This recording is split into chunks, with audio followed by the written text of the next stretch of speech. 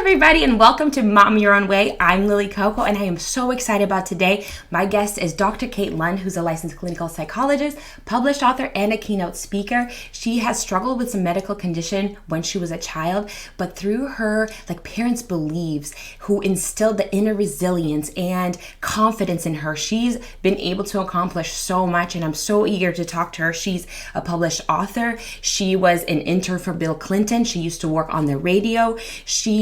And this is one of the big things that I'm excited to talk to her about. Her mission is to instill this resilience, this self-confidence in kids that they can accomplish and do anything, that they are ready, they are self-worthy, they are enough. And through that, they can do anything. I'm so excited to talk to her. So let's just jump right in and hear what she's got to say.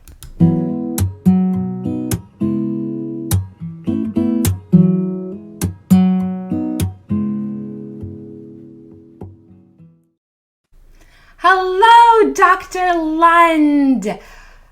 Hello. I'm so eager. Hello. I'm so eager. Before we hopped on, we had a quick conversation. Just this importance of instilling this, I guess, almost love of yourself in a kid. To instill this confidence and resilience that when they come across difficulties or obstacles, to not necessarily fall victim to those, but to figure out ways of how to overcome them, how to become better, how to stand strong, how to be confident, how to be self-assured, and know that you almost to listen to your inner voice when it comes to your confidence, instead of hearing and listening to other people's opinions where, as I mentioned, I fall very short. I was in a choir when I was little, and this teacher told me I couldn't sing. And so still now, I do not sing.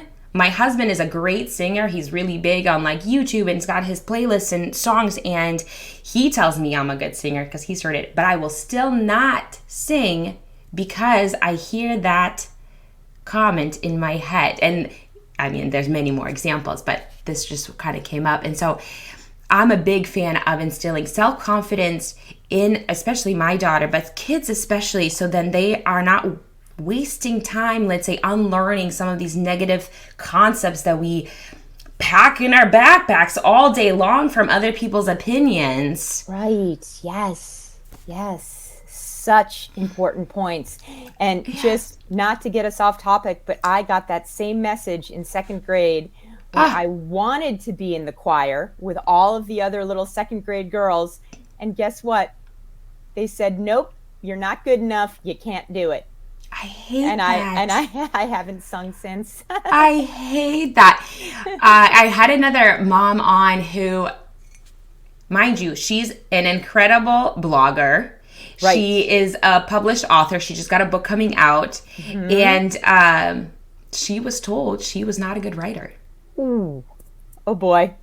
But she has overcome that, which I highly admire, because this is the other thing, is that we are given these gifts and talents that want to pour out of us. Right. But when we're faced with this, you can't do this, you're not good enough to do that, we fold in.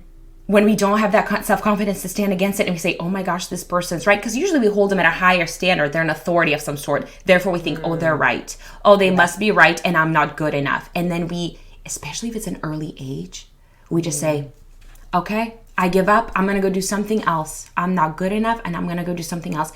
And personally, I battle with this every single day. I've gone through... I've had experience, I've talked about this in previous podcasts, but a lot of childhood trauma, sexual abuse, just a kind of unhealthy, unsafe family structure at the very beginning. And I didn't know that it was affecting me until I got married and now having my own child, where I'm like, oh, you know what? This wasn't right. And now I need to clear these things to make sure I have enough energy and I'm teaching the right things to my daughter. But every day, my husband's so good at this, about trying to remind me that what I'm doing is great. But every day I'm like, that wasn't good. I didn't do good. I'm a failure. Why did I suck so much? And the turnaround I'm having is when I hear myself having that conversation, I see my daughter, I'm like, that is not the way I'd want her to talk to herself. That is not the example I want to be setting. I want to make sure she talks to her like I'd want to talk to her. I'd want to talk to her and tell her, hey, if you didn't, there's no failing. If we didn't succeed to the level that we wanted to at this point, this is a learning step. Right. And let's learn better. There's no failing. This is just a try and another chance to do it again better. Exactly. It's instilling that idea of trying again when things don't go, as planned or as expected. And that's such an important message for our kids, particularly early with your daughter who's so young. It's so important, and it's hard to almost capture because kids learn from parents. And so the behavior that I'm projecting, that I'm showing her is what she's going to, it's not necessarily what I say, because I can tell her, hey, keep trying, keep doing this. But if she's seen me not do that, that's where I think there hasn't been enough conversation, because we talk about what we should teach our kids, but not necessarily how we should demonstrate it ourselves.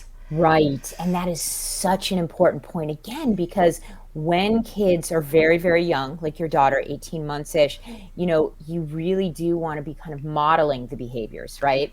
And your daughter is she understands a lot, socially, emotionally aware for her age, but still, the level of conversation needs to be developmentally, on par or what have you. So the modeling piece is so key. And it sounds like you're totally doing that, like, really, really well.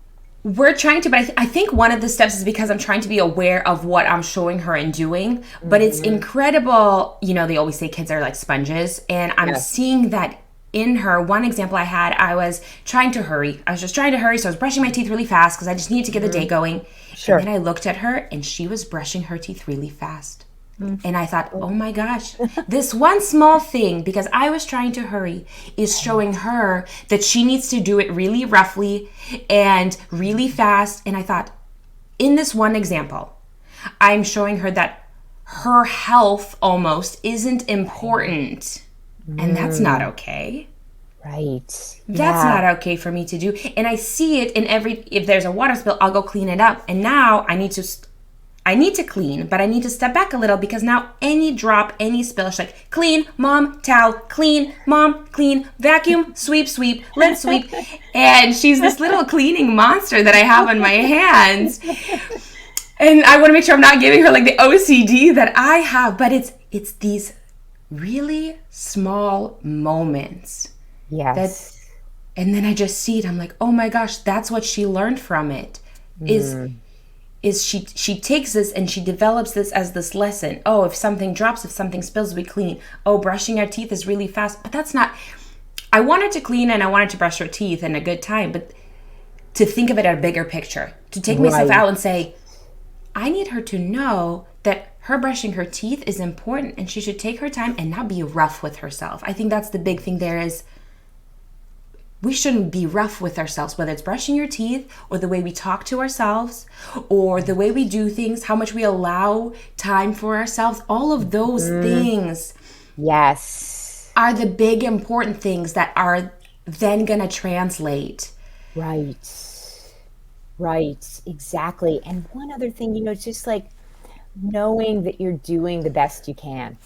And that things will evolve in time, right? You can't have all the answers. So there's no perfect parenting manual, so to speak. Yeah. And I definitely have experienced that over time myself. My boys are now 14 and, they were two of them, they were twins. And so I had to kind of just go with it a lot of the time. And, things have evolved and settled and of course bumps along the way and such, but, it's not going to be perfect up front, but things will evolve in a positive direction if you keep that modeling and you keep that sort of focus on moving forward. Yeah.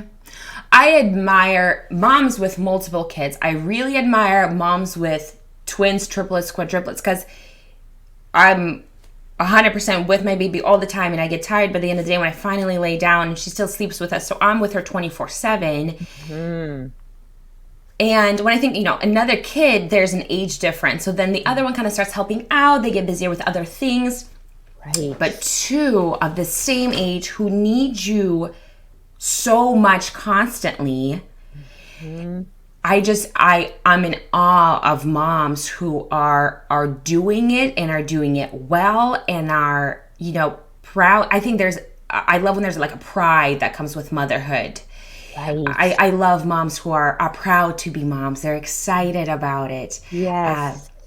I'm so eager to talk to you about all of this. I mean, this is one of my favorite subjects when it comes to parenting and the effect that it has on the kids, because it's not just, oh, I'm babysitting, I'm nannying. Right. We're not just trying to kill time. Our kids Sure. are not an inconvenience where we're like, okay, let's just pass the time till they're old enough to send them off whenever.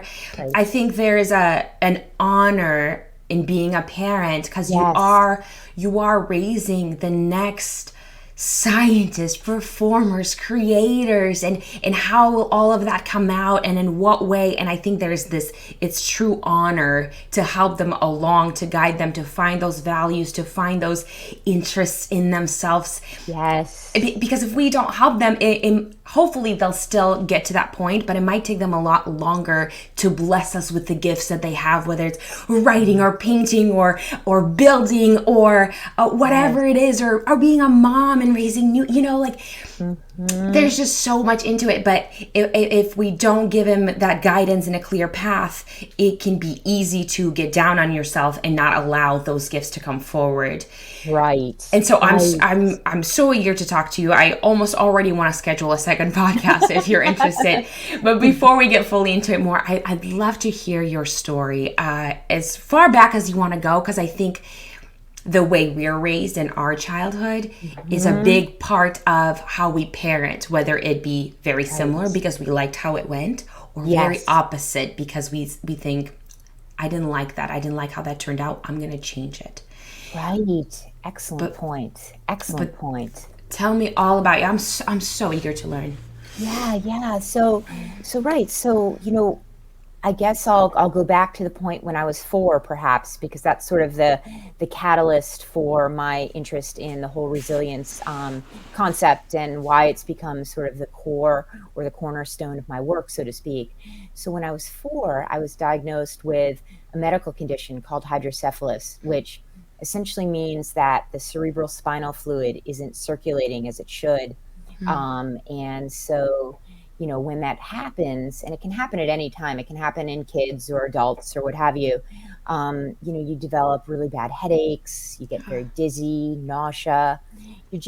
So it sort of flattened my development at that point as a normal, happy 4-year-old. Yeah. And it was really, really hard time, because it took a long time to diagnose sort of what was going on, because I Yeah. literally had gone from happy, active 4-year-old to sick. And Was it over day where it was like a switch that was almost hard to determine as to why? I think it was a bit more gradual based on what my Okay. parents tell me. Sort of, the cerebral spinal fluid not circulating as it should gets worse at night when you're lying down. So I was throwing up a lot in my sleep, and it was just weird stuff, and just not really doing well, not thriving. So finally, that was, diagnosed. And what happens is they put in something called a shunt, which circulates the cerebral spinal fluid that isn't circulating on its own. And so at 4, I had that put in. And once the cerebral spinal fluid was circulating, I was able to bounce back to relatively a normal space, a typical space. I don't like that word normal. Typical space for me. Okay. Issue is that over time, shunts need to be revised, and there can be bumps in the road. So my childhood was a bit consumed at points by shunt revisions, which means a new one had to be put in, and long periods of recovery and time in the hospital and stuff like that. So that was sort of a big piece of what was going on for me. But the thing to point out is my parents were wonderful in that they made sure that this part of my experience wasn't the thing that defined me. So I wasn't defined as, oh, she's the sick kid. Yeah. Because when my shunt was working, when things were, typical for me within my context, I was good. I was at school. I had the same sort of family-based expectations that, say, my brother did. Take out the garbage, clear the table, make your bed, all that stuff. I had to, you know, behave as a typical child. And that was really good for me because it allowed me to see myself as capable, as able, despite these significant moments and periods of time when things weren't typical as defined by a typical childhood, because I'd, be in the hospital for long periods of time. I'd be coming back to school with a shaved head and really weird haircuts, just looking different, being like on the outside.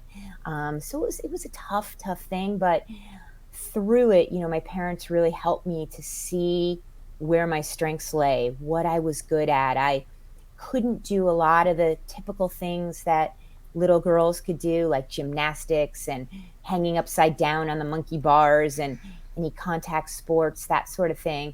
But it was kind of figured out early. I don't know how, but I loved playing tennis, and I was pretty good at it. So it was like a safe sport, so to speak, for me at that time. And so I really developed that as a big piece of my identity. And that helped me to connect socially and make some really good lifelong friends who are still in my life today, 45 years later. So that is sort of a piece. And so that was the early days. And then, I progressed through school, and when things were good, things were great. When I hit a bump in the road, we dealt with it. We revised the shunt. We moved forward. And it wasn't until I was 18 that they really figured out why the cerebrospinal fluid wasn't circulating back in the day. And it's a much more common thing to find out right away now, but when I was younger, the imaging wasn't quite at where it is today. So when I was 18, the MRI was just developed, and they had a new contrasting agent, and they were able to give me one of those to kind of see, and it was determined that I had something called a tectal glioma, which is a generally very benign, slow-growing tumor in my brain, which blocked the aqueduct, right? So that was the core reason for the hydrocephalus. So there was a bit of a bump there because they went in and they tried to operate on that tumor. And it was a really, really hard thing, hard recovery. So that was right after my senior year in high school. And I took a year off to recover before I went off to college. And I was so, so fortunate because it was a brutal, brutal year, brutal experience, but I bounced back. I was able to bounce back, get to college, and move forward from there. So I've been very fortunate from that point forward. But the thing is, all the way through all of those experiences, the key for me, I think, in developing the ability to move beyond these tough moments, because they were tough, was that I had people around me believing in me, people around me seeing or helping me to see what was possible, in these moments when I really wasn't up to doing much, right? Yeah. And that was internalized, and that made all the difference. There's just so much in there.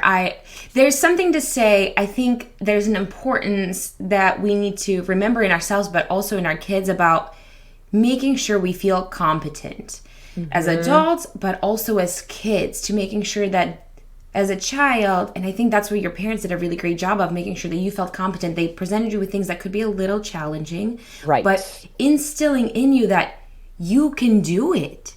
Yes, it can be a little challenging. Exactly.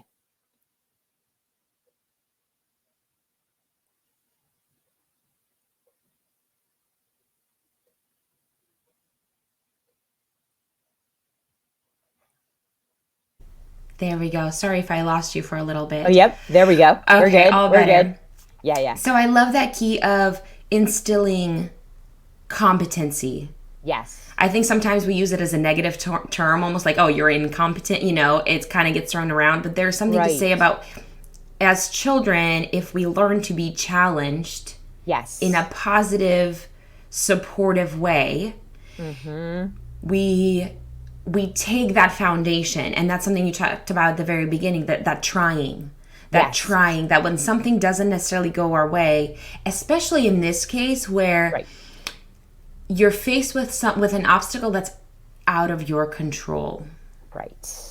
Right. Yes. And Yes. it's so hard with a child too, especially at a young age where the communication's a little bit tougher, where it's like as an adult, we can say, oh, my head hurts. It feels like this. It feels like this. This is how I'm really feeling. Right. Plus with the technology we have now. But a little bit ago, the lack of technology development, plus at an earlier age, and as parents, I can imagine as your parent, just not knowing the answers of like, okay, well, our daughter's Right. just not feeling well. Is it a Yes. developmental jump?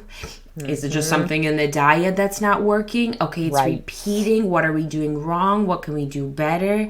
Yes. And having that, we don't want it to be guilt, but it would be guilt as a parent when your child is not feeling well. We just absorb it onto ourselves. Exactly. And I do think that that was an experience that my parents had because Yeah. the answers weren't coming. They weren't clear at the outset. And so that was very, very hard. So, I give them a lot of credit for being able to manage that while also kind of helping to instill in me the idea of possibility and, ability within a really hard set of circumstances. Yeah. And you mentioned how you bounce back. That's the name of your book, right? Yes, yes, yeah. Tell me more about your book. So the book is called Bounce, Help Your Child Build Resilience and Thrive in School, Sports, and Life. And so it really came about, I think, at a core level, based on my own experiences with kind of needing to bounce back, but also, the work that I've done for 20 plus years and kind of seeing the issues that come up with people and kids and families, and also the need to bounce back. And then my own kids. I have 14-year-old twin boys. They're very close, very good friends, but they're very different. And, one of them has struggled a bit with some early reading challenges and a little bit of dyslexia, that sort of thing. And, I had some earlier academic challenges from missing so much school, that sort of thing. So for me, it's always been what is at the core of helping kids to engage and believe in possibility. And so the concepts in the book sort of emerged from that. So I look at sort of 9 core ideas, which I feel are at the foundation of what it means to be resilient, what it means to have what you need to bounce back from challenge. And, so those are tolerating frustration and managing emotions, really key at a foundational level. Navigating friendships and social pressure. And that's a huge piece. And sort of understanding individual difference is a key point within that. And I think helping all of our kids to know and understand what that means is an important piece of being resilient and being able to move forward on all planes. Yeah. Focus and attention, developing courage, building motivation, and kind of creating an optimistic outlook and sense of optimism in your life. Those are kind of the core points that I go through within the context of anecdotal stories along the way. So it's really a parent manual, and there's a companion workbook so kids and parents can work through it together, or parents can just read it and take what they need, or there are a lot of different angles for it. I want to talk more about developing courage. Yes. When you said that, that just made my heart tingle and head go, that is very true. Courage doesn't just come. It is developed. Right. And there are different steps that we do. Something I advocate for and try to do with my daughter, although not every time, but the sense of saying, be careful. Right. And because to me, it's vague. It's like, Sure. okay, be careful of what? And then it almost Right. instills this of, okay, well, I should be worried. I should be, Right. concerned. And then another thing is kind of sometimes when we say things, we think about things, then they happen. So if we're saying, be careful, you don't want to fall, it's Right. almost like although we don't want our child to fall, we're almost saying to the universe, God, them, hey, you're gonna fall. We're almost building that. So I try to navigate around how to help her, because again, I'm trying to do Yes. certain things opposite that, because I struggle with having courage to jump into certain things, because I hear those voices in my mind. I hear the different things and think, okay, I can't do it. It's not going to be good enough. What are people going to say? Which I like that other point of the social aspect and how much weight we honestly allow other people to have in our lives, which really, when you break it down, doesn't make sense. They're not our family most of the time.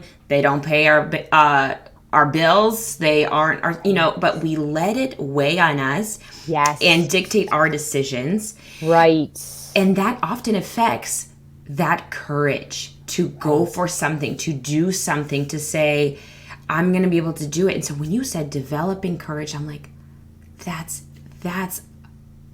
fascinating. That's what we should be doing with our kids, is because I think that's one of the biggest things I suffer from, and I know many do too, is that fear. So the opposite of courage is having the fear that it's not gonna go well, it's gonna be made fun of, and the list of things that will deter us from pursuing something.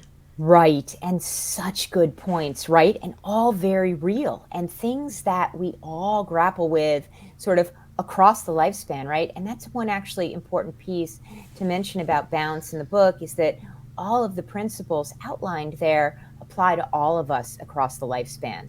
It's just that balance is written from the perspective of the elementary school child, because that's where all of my anecdotal stories are stemming from. But back to the courage piece, it's so important for us to kind of set that foundation for courage to develop with our kids, right?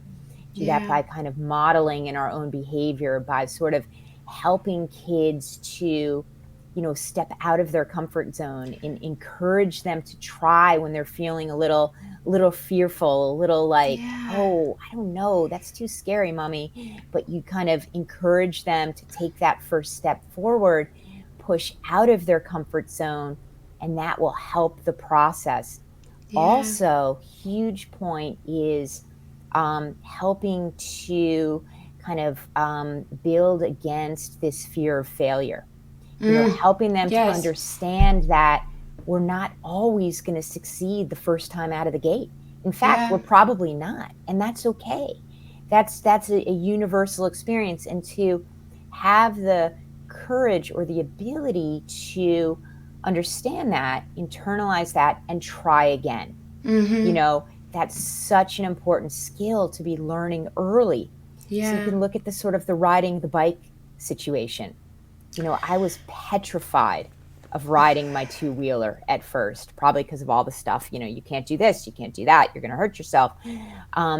But, it was just a big deal, right? To be able to get through that, because, that was going to help me get through other challenges. And so my mom put me on this bike and was like, okay, on a tiny little hill, you can do this, just go for it, And I'm sure she was nervous as well, but she exuded a sense of, confidence that it was going to go well. So, my 6-year-old self was able to get on that bike and just go. And it really made a big difference for me to be able to take that step. And so I think helping our kids to move through those moments of trepidation, those moments of fear, no matter how difficult, and then to try again.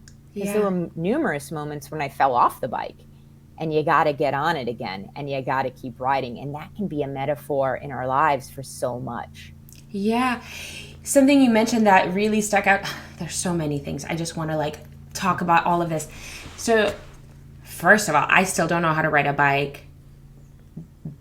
I, I don't know how to ride a bike, and I think maybe that's Yeah. another thing that's stopping me. But something that Okay. you had said is that these are life skills that we use all along in our life. And I think as we get older, Mm-hmm. we actually develop more fear and become less Yes. courageous, because then Yes. certain things start entering, like financial stability, Mm-hmm. making sure you're liked by your spouse and their family, make sure you're Yes. accepted into this tribe community that you have now placed yourself and rooted yourself in, to make sure you're making the Yes. right decisions for your children. Yes. These other aspects start coming at you, and you start taking into consideration where I think often courage really decreases as we get older. And so it becomes Mm-hmm. even difficult to change a job, to Right. move, Yes. to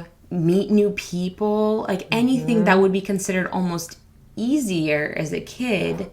Right. If we don't develop those skills earlier on, they become so much more of a challenge Right. later down the line. Another point I wanted to touch upon was the athletics part, because you talked about tennis and joining a team. Yes. I've always admired, like even in like my high school, the girls Mm-hmm. who are athletes. I always, Yes. I also did tennis, and Uh-huh. I did cheer, and I did dance for a long time. But the Yes. girls who were hardcore athletes, I've Uh-huh. always admired, because they had a confidence Mm-hmm. of like a football player, where they didn't worry about getting ready for school or how they were gonna look or what they were gonna do. They were just so, I think maybe because they had that focus of succeeding in the sport that they were pursuing, they had the Mm-hmm. back of their teammates and their coach. And so, often, if you have a great coach, they become a second parent to you. Yes. And Yes. so, if you have the parents who are encouraging you and helping you practice and develop a skill with the knowledge, because often in sports, and with anything else, like you said, when we do something once, we don't succeed. And I think that's the lesson we should be teaching, is to, how do we develop the practice of Yes. doing it again and again? And Mm-hmm. I've admired the athletes, because there's this confidence that's in them Right. to walk in any room, and they just know it in their head. Oh, well, I've got practice later, and I'm really good at 3-pointers. I don't even Yep. know what I'm saying about sports. Right. But Right. and when I think about it, we've discussed things about even my daughter. We're like, oh, is she going to like dance or horses or writing or reading? And in the back of my head, I'm just like, maybe she'll really want to be like a soccer player, because Yeah. those girls are just, they don't care. They walk in, they can run, they can outrun any boy, and Yeah. they've got that stamina and that tenacity. They're gonna run for days. They've got it in them. And I think it comes along with that community and that tribe, because not only Yes. is that you independently, and hopefully with the help of your parents who are by Mm-hmm. your side saying, okay, you're doing great, keep going. But now it's this community of everybody Yes. else. And Yes. usually within sport, the coach will say, oh, this person isn't running, everybody's got to run. And so it builds this community, and you have everyone behind your back. They're cheering you on. I'm getting goosebumps, where they're Yeah. like, Yeah. you are doing this, and you feel alive, and you have that confidence instilled in you. And then that Mhm. transforms into your later life, because Yes. you remember, and it almost is a practice, because you take a Right. chance, you don't succeed, and you try it again, and you Right. try it again, and then maybe you get it, maybe you don't, but it keeps going, and you learn that it's okay, Yes. and it's not a failure.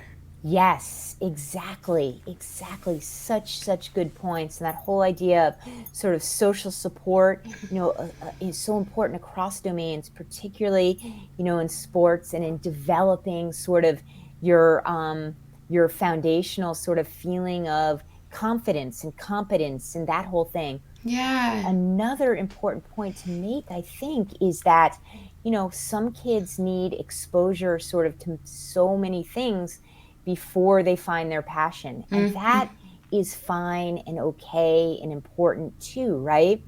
I mean, my boys have, experimented with numerous different sports, and one of them has found something that he's really passionate about through his school. He's rowing crew, Awesome. and it's really been amazing for him. He just loves it. And my other boy, his twin brother, is still kind of experimenting with a lot of different sports and activities and things. And, they're going into freshman year in high school. So, we'll see what happens. But, I give each of them, I tell each of them that where they are is great within the context of their specific sport or activity or what have you. And it's a question of sort of finding what the right fit is, finding where you're going to flourish on an individual level, and then using that social component to help bolster all of that.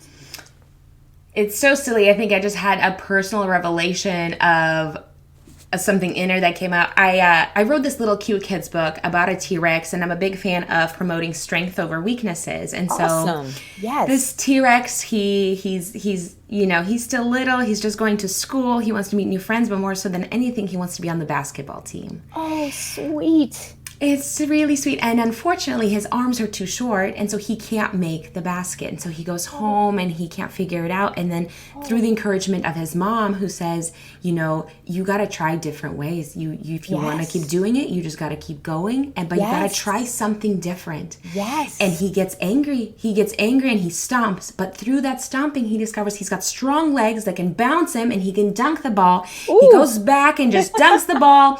And there's, Bull the bully who's making fun of him. And so he says kind of like, now he can do it. So he overcomes the social pressures and he follows through with the encouragement of his mom. And I just thought it was a sweet book. Well, but now I love that book. Talking through all of this thing, I just realized like this was me putting through kind of this passion and this idea of maybe perhaps what I wish I had more of, instead of focusing on what I was lacking and trying to grow my arms longer when I physically can't. I should have been looking at my other strengths, my physical strong legs, that instead of everyone who's using their arms, I can use my legs to jump. I can do something else. And I like the book and the idea, but now I'm like, and this is what we talked about, encouraging this like passion to come out of us. And I didn't even realize that how much more important and what it really carries, especially for a kid's book. Absolutely. Those are hugely important points. And helping our kids to develop or to identify their strengths and use them to their advantage and circumvent the challenges, right? Yeah. And so that's exactly what this book or your book kind of does. I love it. That is an amazing concept. I love that book. I'm so happy. I love your book and I can't wait to get it. I was also thinking about this idea of the social acceptance, because as humans, we like to be liked. We want to be liked. We want to be accepted.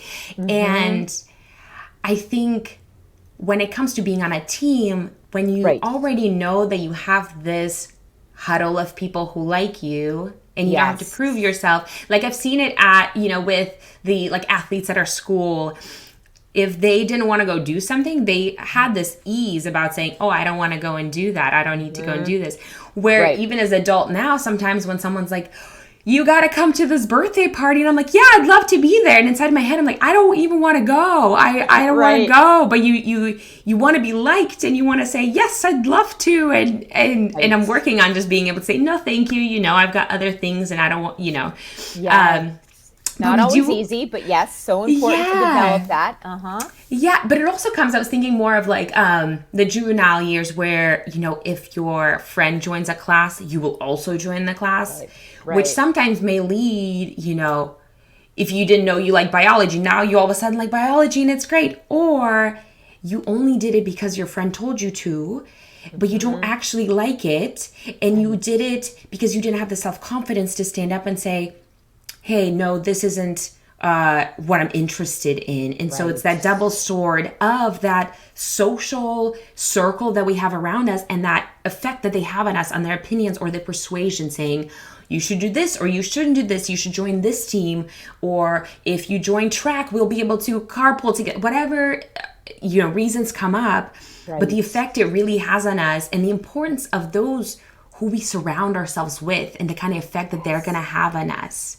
Yes, absolutely. That's a hugely important point. And it takes time often for kids to develop that sort of awareness, that understanding of, okay, well, where do my strengths lie? Where might I fit best? And sometimes it requires a bit of experimentation as well, right? Of Yeah. trying different things. But we're actually going through that right now with one of my boys.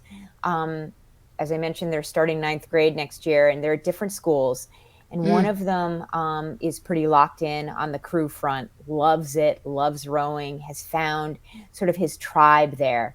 And my other guy is sort of, experimenting with different areas and different sports. And recently went to a football camp. And, it was a non contact introductory sort of what will freshman football be like.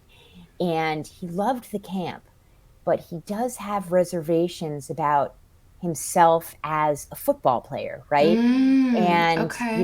we have those reservations too, because perhaps his core strengths lie in different areas, but we want him to be able to assess and understand where he's going to fit best on his own from the inside out, because Yeah. that feels very important to us. And so he's really working on that piece. Do I pursue this freshman year, or might I think about running or playing golf, which are other strengths of his? So, Sure. it's an experimentation process that needs to sort of unfold over time, with guidance, obviously, Yeah. from us in terms of, well, think about this, or what about that? Asking questions, being there to listen. But I think ultimately coming from the inside out to come to a conclusion is going to be important for him at Yeah. his age. But it's that balance of sort of letting them explore, helping to guide, and figuring out where the strengths, where the liabilities are, or relative challenges are within the context of an individual kid. It's a big Yeah. process. I see it as one of the bigger parenting challenges, because all along we strive to help and give Yes. advice and give them Yes. the right advice, and then it Exactly. comes to that time and point, and it's different at every age, where Hmm. you have to almost be strong enough to say nothing, in a way where you give them the strength to make the decision for themselves because it feels right within them, not Right. because they feel like mom or dad are always going to have the answer. I Right. just need to listen to them. They know best, which they do. And we do want to give them that advice, and we Right. want it to be Exactly. right. And we do know them Exactly. best. Yes. But we want them to learn to figure it out for themselves. Okay, so maybe you want to be part of the football team, maybe not a player, but an assistant coach or train, maybe there's a Yeah. different part, but Right. maybe there's a different lens or a different, And another thing I was also thinking, and I want to get your input on this, Yes. but an idea I've been struggling with for quite some time is this idea of don't quit. And so I think Yes. often we hear it, don't quit, don't quit, don't quit. If you've signed up for the sport, you need to keep going, because it's going to teach you perseverance and commitment and staying. And maybe you just don't know you don't like it until you do. And I'm all Right. for it. But what Yes. I see on the other end is, to me, sometimes, and I've experienced this before personally, so maybe this is Right. biased, Right. but it's this pressure of doing something that I don't think I like. I don't think I like doing, but I'm kind of Hmm. doing it because obviously my parent knows best. This is in supposed to benefit me. Right. But I look back and sometimes I'm like, did I waste my time? I know it's not wasting time. Mm. I know we learn things along the way.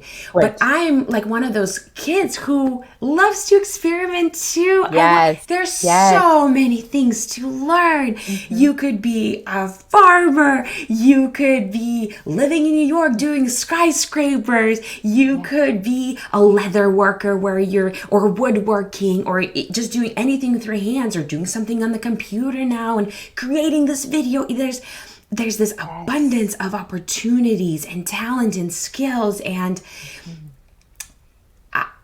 I think it's so important to learn the commitment and staying along with something.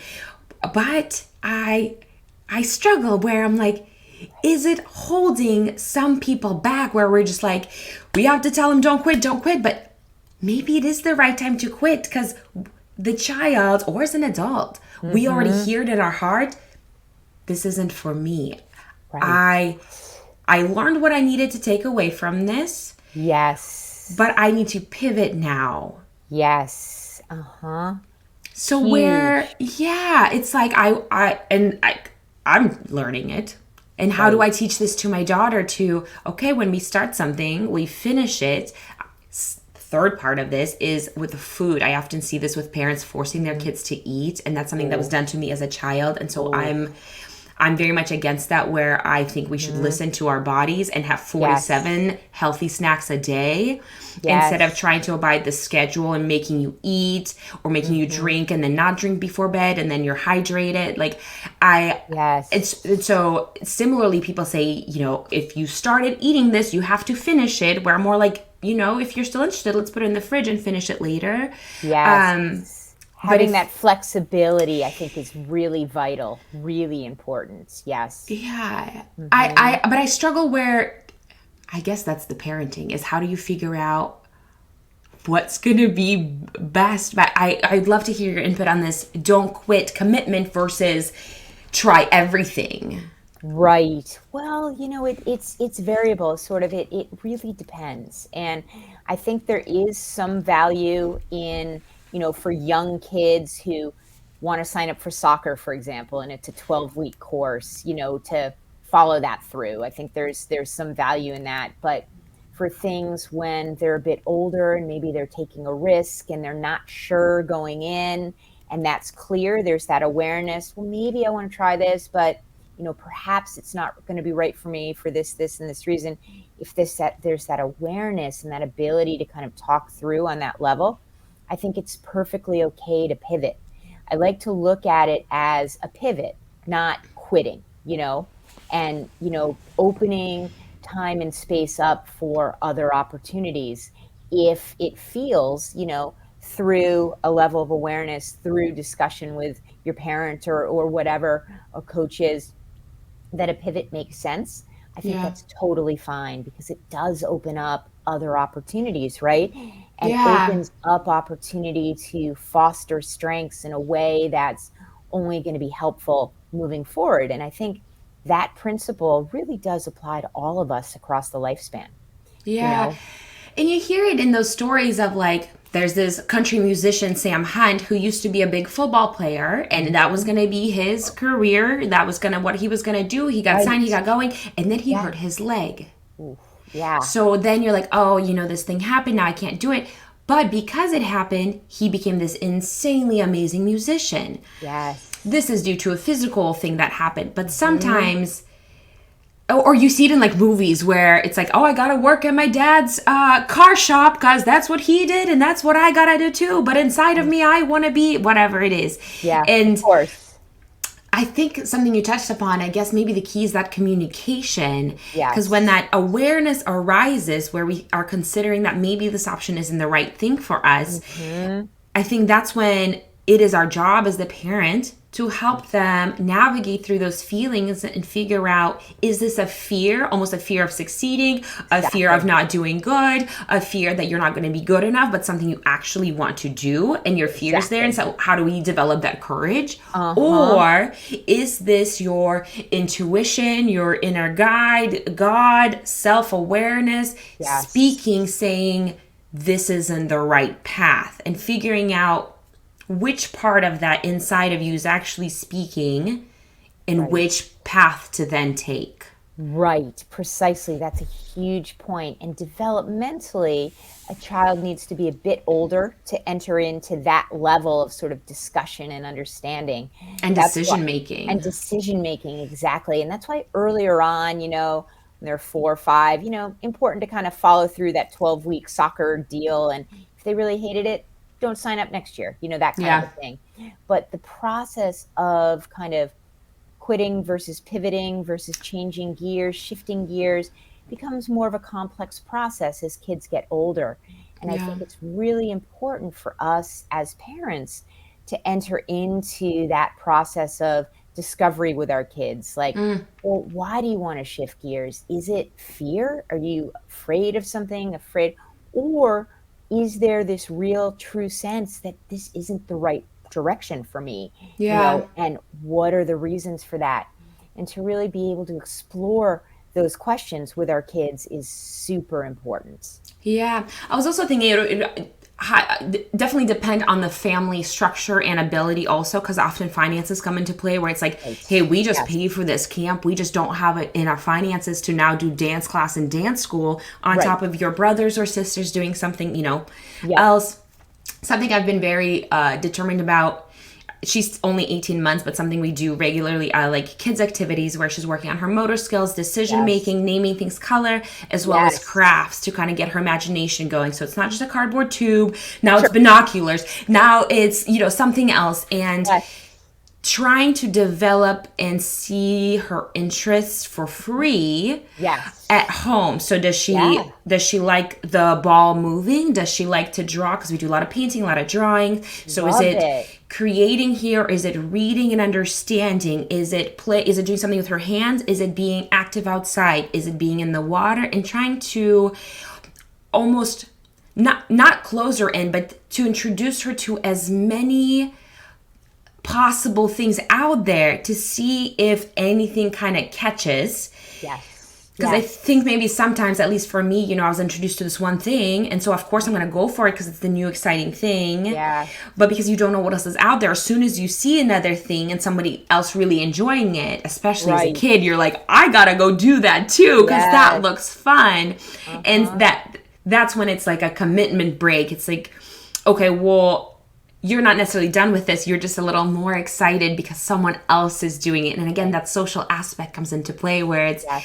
we're so influenced Yes. by what people are doing out. And another point, I guess, this is a high topic currently about the social media and the Oh, yes. influence it has over adults. I get Right. sucked into it too, where you jump into comparison and judgment when you see people, whether it's same age or same demographic or same area, and they're doing something different that may appear or come off as better. Right. But I think it's so in our faces of our kids. I think we can do a great job as parents, preventing social media for so long. But at the end of the day, later on, they're still going to see it. And I think it comes back to that Yes. point of that building that self-confidence and resilience in your Yes. kid Yes. to not judge them against somebody else on a screen. Right, precisely. And you make a really, really important point. We can, kind of prevent our children from engaging in social media, but not forever, right? And at some point, they're gonna be on. They're gonna be wanting to connect in that way because it is sort of an important social tool if Yeah. used correctly.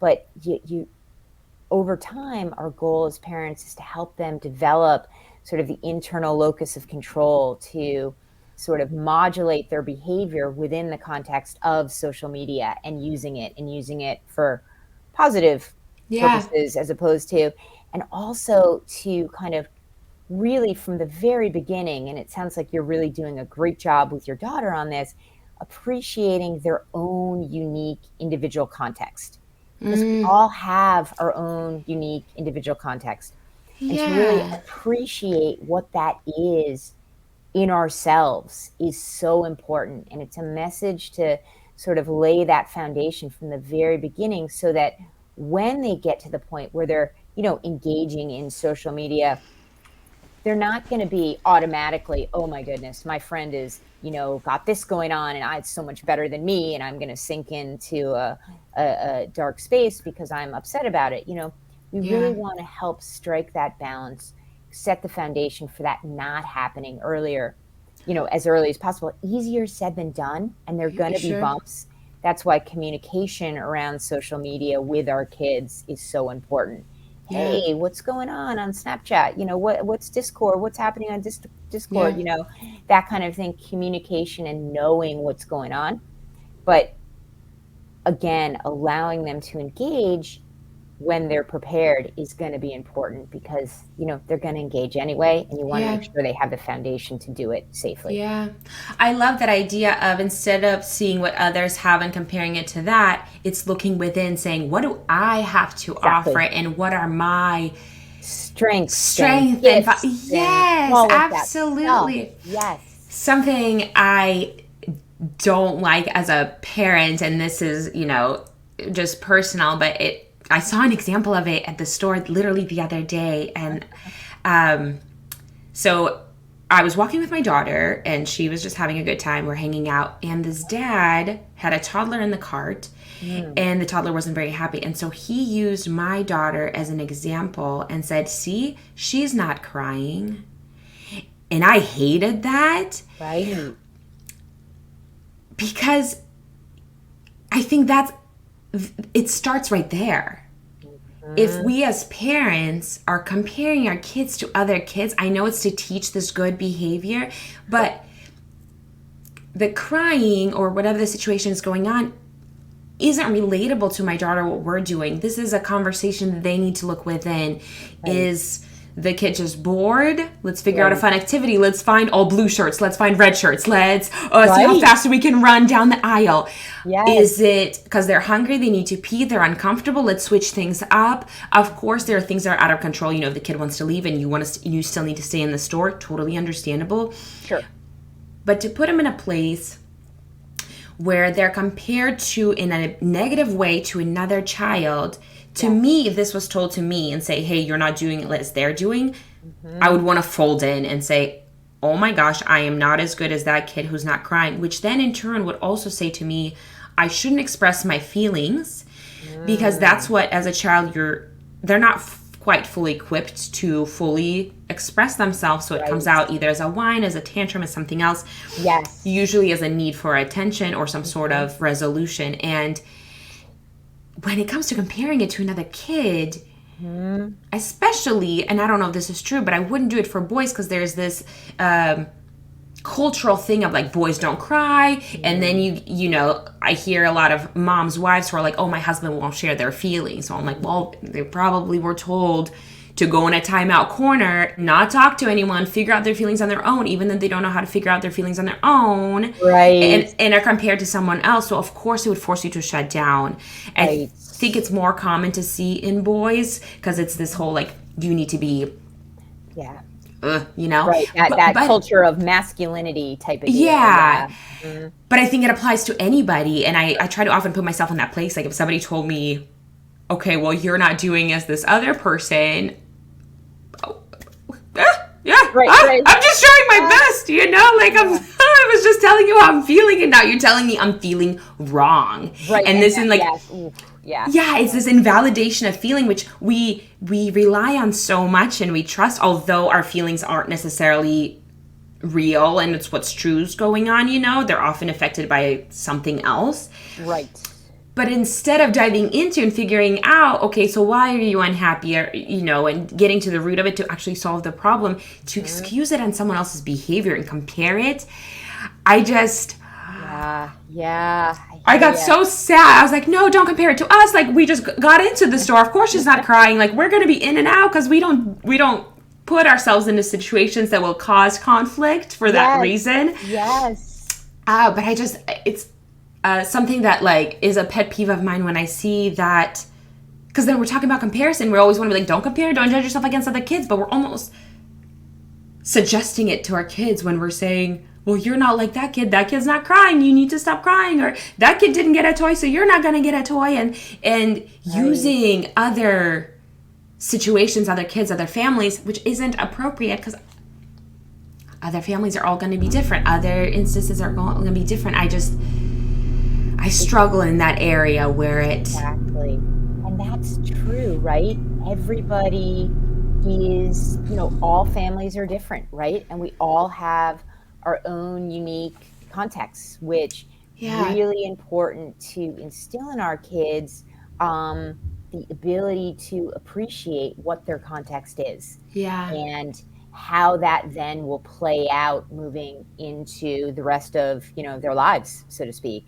But to set that foundation early to appreciate one's own unique individual context, really, really key. So, so important.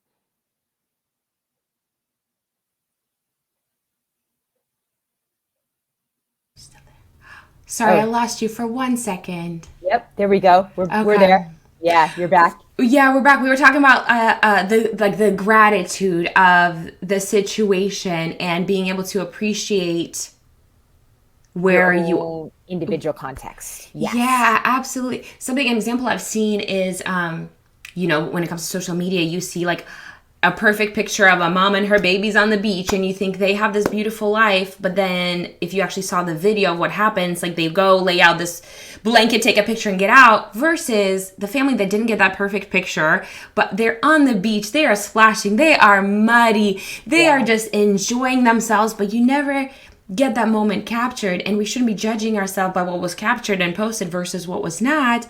Because similarly, like sometimes I've seen moms who say like, oh, I've watched too much TV with my kid, I feel so bad. But in the kid's point of view, maybe that day you didn't feel like you did as good of a job as a mom, but your kid's probably saying like, I love watching this show with my mom. Yes. I love spending time with my mom. And I am so happy that we got to do this together and just relax. And tomorrow we'll play and do all these things. Yes. But it's that bonding and the gratitude of, okay, we're just spending time together and I love you and I care for you and I like you and I love being with you and I think what you do matters and I think you matter and I'm proud of you. Exactly. Those are the moments those are going to be the core memories that... Exactly. And that's it. And to set the foundation that way without that comparison, without that judgment that we're not good as, because really the perspective is that, that perfect picture on Facebook is a moment in time. Yeah. And, you kind of described what happened when the blanket was laid out 5 seconds later. And so keeping that perspective of that is a snapshot in time and looking inward, well, we've had our own snapshots in time that are completely epic. And, just really keeping that balance in mind is so, so important. I love that. Dr. Kate Lund, I've absolutely loved talking to you. I'm getting the notification that my daughter needs me, so I have to get going. Yes. I absolutely love talking to you. If you want to schedule another podcast, I'd love to talk to you again. We can talk about different points in your book or other aspects. I mean, this is something I'm so passionate about, and I'd love to share it with more people. Sure, I would love that. This has been a wonderful conversation, and I greatly appreciate you having me on. Absolutely. Is there a place people can go and get your book or come and find you anywhere or need to reach you if they need to, if you want to disclose any of that?